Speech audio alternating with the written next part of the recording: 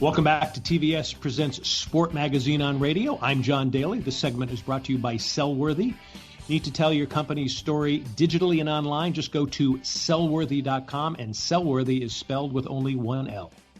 Let's take the pulse of sports from Las Vegas. He is a commentator and critic on numerous sports radio stations throughout Vegas and the nation. He has covered the Oakland Raiders for AOL. He has even written a book on that.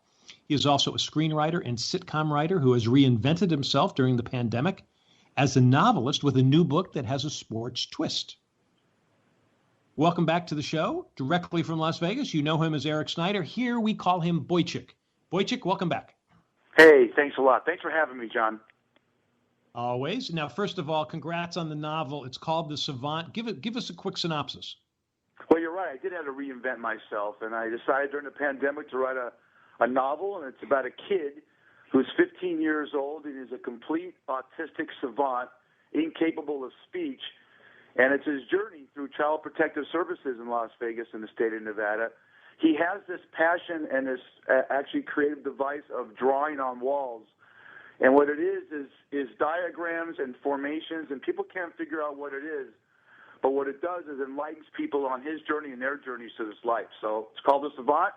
I'm finishing it up right now, looking to get it published, and I'll keep you posted. Yep, and we'll bring you back on once it's out there. Okay. So let's talk about big-time sports. Do you think baseball is back, and if so, how long? Well, I think I have the pulse of everyone in thinking that baseball does come back. I believe the doubleheader starts a week from today, Thursday. And I believe it comes back until the point where the pandemic and the virus says it doesn't. I mean, you're already seeing baseball players, David Price of the Dodgers, Buster Posey of the Giants, they're opting out. And I think the more this virus takes some positive tests on these guys, you'll see baseball as a whole just kind of fold. All right. Now, you carefully watch college and pro football. What do you think is going to happen this fall? It's crazy because college football is kind of setting the precedent. You have a couple of conferences already, basically the Pac-10 and I believe the Big Ten are saying, and even the SEC is going to announce, they're going to play a conference schedule. Then you have conferences like the Ivy League and the Patriot League that says we're done, we're not playing at all.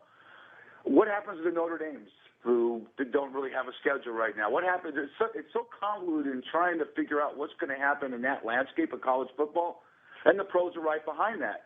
I truly believe that there's not going to be college football this year. I think they're going to try and push it back to a spring season. And there's been a lot of legs on that. I know Lincoln Riley, the coach of Oklahoma, is behind it, and secretly a lot of other coaches are behind it. And that's hopefully if we get a vaccine for this horrible virus, by then they can make that happen. The NFL is a 50-50 proposition for me. And I'm looking at some of the dialogue going on right now, John, between the owners and the players. And a lot of the negotiating about what's going to happen money-wise sounds a lot like baseball went through in the last couple of months until they finally got an agreement on a 60-game season.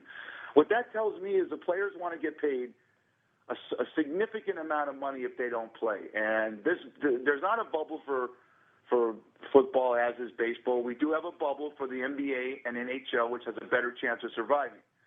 Here's my take on all of it. I just don't think there's going to be any sports because I think the problem with the positive testing is, let me give you an example. Let's say you're a fan of the Raiders and they start out 4-1 and they're playing the Chiefs in a vital game for the division, and you find out that 5 or 6 guys on the Raiders on that Saturday test positive and they can't play. That's going to take a lot of the lust from the league, from the people betting the games, from just the fan support. So I don't know how you can pull this thing off. This is TVS Presents Sport Magazine on Radio. I'm John Daly. We're talking to Eric Snyder. We call him Boychic. He is a writer, now a novelist, and also a sports commentator. He comes from Las Vegas. One of the interesting things, and you and I get a chance to talk during the week, but you think what's going to be really interesting is what might happen in 2021 and what that could bring, especially if all these schedules get wiped out. And especially, you're right. And I'm looking at that aspect. I'm going forward and thinking there's not going to be any of these seasons, unfortunately, that football is the one that's the most impacted because if you don't have college football, and let me give you 3 names. You got Justin Fields out of Ohio State. You got the kid Ellinger out of Texas. And you got Trevor Lawrence, who's a hotshot quarterback out of Clemson that could have been the first-round pick in this last draft, they're all eligible to go into the draft next year. So what does that mean? That means your older players that are on one-year contracts, like Tom Brady, who's 44 now, be 45, Phillip Rivers and Drew Brees that are in their 40s. I think that's the end of their careers because you're going to have an influx of all these young college guys, along with the college guys that didn't get to play this year. It's going to be a cluster, you know what, for that league. Also, the league and all the sports can tear up their collective bargaining agreements and say, you know what, we didn't make any money this year. We didn't get the TV revenue. There was no box office revenue. Merchandising was low. You're going to have to take a smaller part of the pie in 2021. Some of these players, because you always give me the proper verbiage on it, it's called force majeure. Yes. There's no act of God Disaster in any sport. This is the first time in our lives. I mean, I'll be 60. John, you're 106. But even in your lifetime, you've never seen anything like this, that a league is stopped. Anytime a league has been stopped, it's because of a work stoppage due to labor. This is a horrible pandemic we're going through. Therefore, the owners are going to have to put it back on the players. I could easily see in a lot of these leagues, and I know I sound like a Debbie Downer to the listeners here, I could see work stoppages because they're just going to lock these guys out. It's a crazy situation for 2021. The only thing that could stop this thing is, and thank God it happens, would be a vaccine. Yeah, I agree with you. And my commentary is coming up at the end, so I'm kind of echoing a lot of things you're saying. I want to talk a little bit about Vegas, too, because the NHL is going to play hockey, but they're not going to play it in the United States. That means the Golden Knights in Vegas won't be there. Do you think hockey is one sport that could actually make it, or is it just because it's not going to be played here in the U.S.? Yes. I mean, this is a different dynamic. Are these guys like superhuman or what? You haven't heard of one hockey player opting out. I believe there was 38 positive tests out of the 660 guys that were tested so far, and they're going to be in a hub. They're going to be in a hub in Edmonton and one in Toronto, and I think they're going to try and get this thing going. They have a nice little play-in tournament to get into the playoffs. You know, in basketball and the NHL, NBA and NHL, each league, which is basically an 80-game season, got about 67 or 68 games in. So it's easy to finish out the season and do a playoff schedule. So I do think the NHL, because it's just they're like superhuman cavemen. These guys, I don't get what's in their dynamic. They're not opting out. There's a different mindset with these guys. So what you're saying to me, what you're asking me is yes.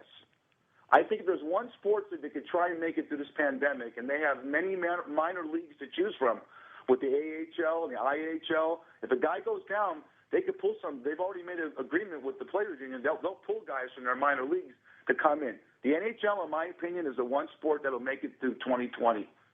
And even then, I have doubts. Okay?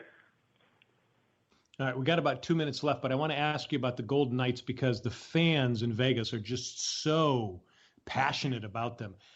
Will it be bad for the team, or will it be bad for the fans just having to watch it when they're up in Toronto or Edmonton? In the short time we have, I think it'll be great because it'll be a great diversion. You know what's going on in this town. We're getting ready to go to a full shutdown. The bars are closed. It's a downer here in Las Vegas as far economically, and sports are a great tonic to bring people together. And the Golden Knights have been such a success in this town since they started, going to the Stanley Cup in their first year, and they're one of the favorites. They're one of the favorites to win this thing. Yeah, it's going to hurt not having that great crowd at T-Mobile, but all the teams don't have those great crowds. There's no fans, so they're healthy. They had some injuries, John. If you got a minute, I mean, whatever time we have, they had some major injuries with Mark Stone and Marshall. There's some guys that were injured, going to miss the season. And this pandemic, if anything good came out of it, it gave these guys a chance to rehab, so the Knights are at full strength. All right. So we got about a minute left here. You mentioned about how the bars have closed down, but the casinos are open. I'm sure some sports fans are going to think that, oh, that's good because you get sports gambling, but it's not really good for the common folk in Vegas, for the ones who work in the service industry. Can you give me just kind of 30 seconds on that so people understand that? Well, you know, I don't want anyone to lose their job. I've been in this business for 39 years, but it seems that the casinos staying open and blaming the small bars for this COVID-19 outbreak and the surge in this city, it's barbaric. I don't get the logic there. But you know, like I said, I have friends in the casino industry. I have friends that run casinos. I have friends that work in casinos. They're going to be listening. There's no bad blood between me and them, but the bad blood I have is the fact that I think it's corruption at its highest level, and I think that I just want justice. If we're going to shut down, shut everyone down. All right, we've been talking to Eric Snyder. He's a commentator, writer, now a new novelist. He comes to us from Las Vegas, giving us his take on many sports and many aspects. Boychic, thanks for being with us again. Okay, hey, man, I'm proud of you. Anytime you need me, I'm there for you, buddy. I appreciate it. Thank you, my friend. All right, be sure to enjoy the TVS Sports Network, a 24/7 streaming channel that features 60 years of classic and current TV sports. They're all on the TVS Sports Network. Watch for free at tvstvnetworks.com. When we come back, the funniest man in the world, Gary Muledeer.